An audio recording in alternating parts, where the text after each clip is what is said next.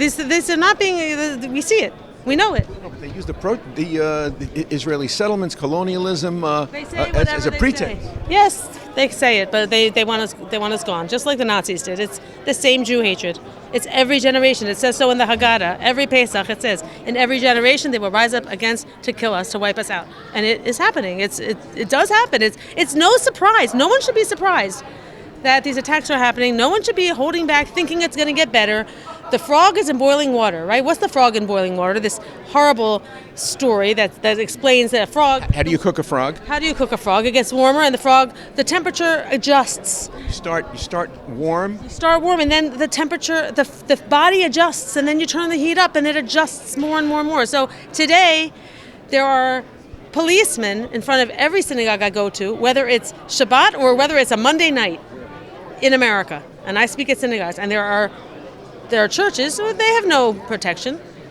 So I go to these congregations and speak to groups. Sometimes only 25 people show up, but there's a policeman there. Why is there a policeman in front of your shul? Why can't you defend your own synagogue?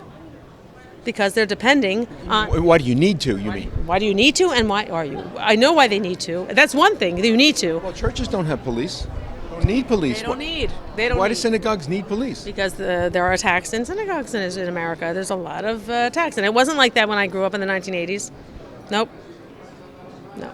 People tell me, cover your hair, Natalie, don't walk around with this, be careful. I won't take the subway anymore. I don't go in an Uber by myself. I rent a car. It's not the same America. I hate to say it, but it's true. It's not the same America, and I don't think it can go back to what it was. That if you look at history, things don't go back. If you go to some woman sitting in 1938 Germany, what are you going to say to her? It'll get better? It doesn't get better. Is it safer in your area? It's safer in Israel. The safest place for a Jew is in Israel. Is it safer in the settlements? It's safe in Israel, anywhere in Israel, but Yehuda and Shimon, especially, very safe. Very safe. The missiles aren't coming to us.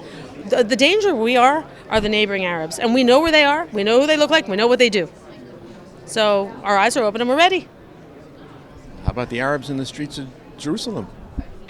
Where, any people getting stabbed everywhere. There are attacks, but they make a big noise in Israel, and I don't know what to tell you. It is safer. Overall, it is safer. There's terror, but there's no common crime. There's no crime. Your kids aren't going to be kidnapped. Your friend, your children, aside from October 7th, and that is separate. Generally, there's no crime. There's no crime. It's funny to say, right? It's funny to say when I'm talking about terror and the terror report and all the terror there is.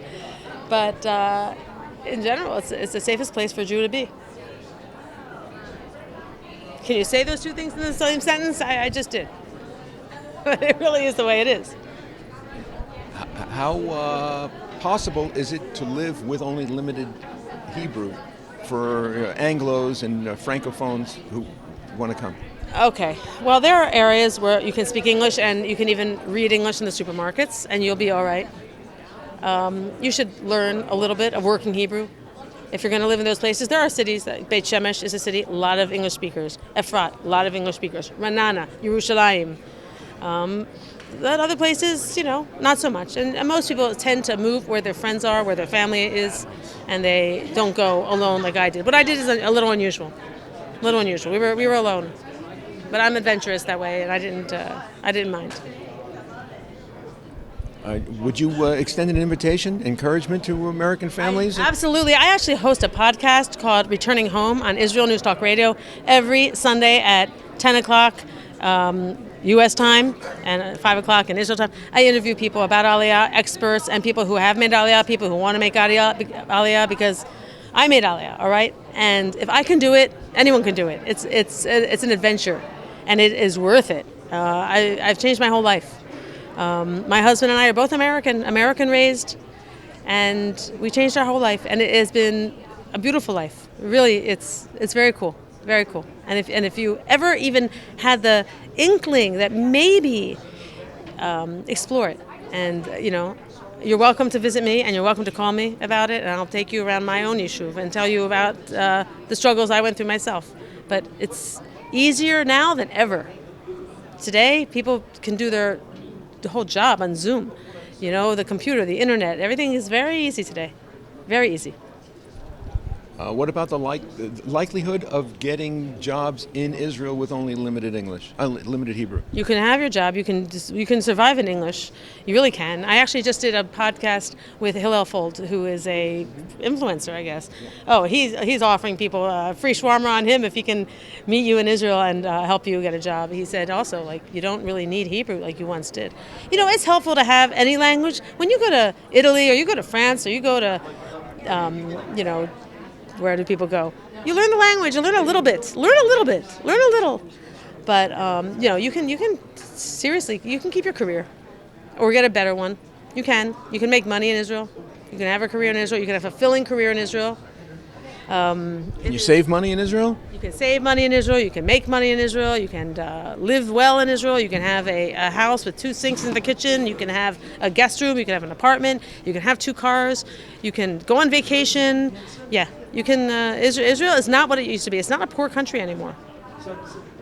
But the Arabs are protesting outside synagogues that are hosting real estate fairs for people. I know. Yeah, Heshi. Yeah, I know. I saw.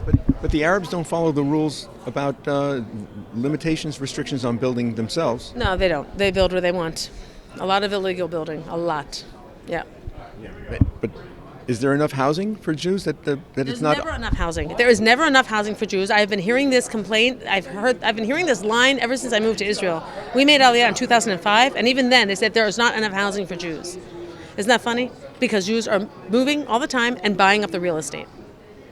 That's what it is. But they're building new neighborhoods all the time. There's place. There's room. You might not get a new house, so you buy a house that was already built.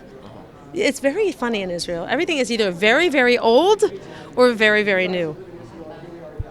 And there are plenty of condos or apartments people can rent? It's expensive. That's the only thing. The real estate, the prices keep going up and up and up. That's one good thing about living in Judea and Samaria. It's a little less expensive than the cities. It is. But it comes with a caveat. That You're out in the Wild West a little bit. But you do get more space. You do get a yard. Plenty of parking. No traffic. You say your tefillat haderech, and I'm telling you, you'll get used to it. You will get used to it. And you'll get your weapon. You can apply for a permit. You can get a weapon, and you do your shooting, and you do your renewals, and you say tefillat haderech. You get in the car and you go, and you change your life. The name of your podcast? My shoes off. I'm dying. Returning Home, and it's called Returning Home, right? IsraelNewsTalkRadio.com. Is it also on radio or primarily? It's on the radio. It's on the radio. It's actually an internet station. Yeah, you can hear it live, and it's uploaded afterwards. You can send in questions. You can talk to me live on the show. I'm always looking for new guests, exciting guests. A lot of English speakers tend to have the same story. A lot of them were raised religious, we were raised loving Israel. They've been to Israel several times, and then finally they move. It's unusual to find someone who secular, right, who didn't have Israel in their life. That's unusual. I think those are a little more inspiring. But anything to get people to come. It's surprising to me that the people who do come all their life to Israel, with vacation, with their camp group, with their 1 year abroad, or their Shana Aleph, Shana Bet, yeshiva university type students, don't live in Israel. I find that extremely surprising, being a person who didn't grow up that way. But there are lots of them because they've built a whole very nice, comfortable, religious Jewish life in America. And it's, they think America is the little Jerusalem. That's what's happened. You Jews are on the front line of defending Judeo-Christian civilization, as goes Israel and the territories. Will be the fate, the plight of the Western world. You deserve the support of people of every ethnicity, religion, just on the basis of people who want to preserve liberty and freedom. And you're entitled to blessings and praise and support, and may you get it through your communication, inspiring words. Thank you. Thank you. Thank you for the opportunity. I hope. Thank you.